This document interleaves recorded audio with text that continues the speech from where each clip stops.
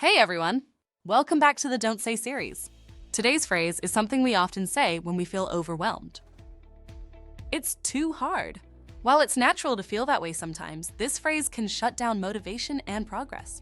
So, let's learn some powerful alternatives to stay positive and keep moving forward. Let's go.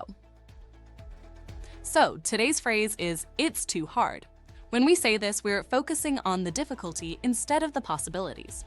Let's flip the script with some positive alternatives. Instead of saying, it's too hard, try these.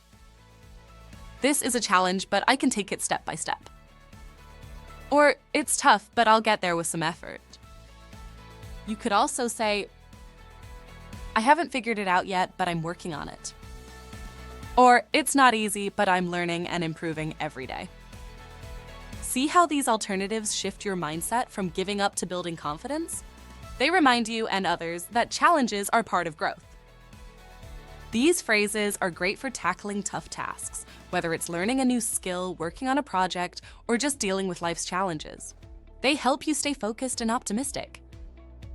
If you enjoyed this tip, don't forget to subscribe and hit that like button.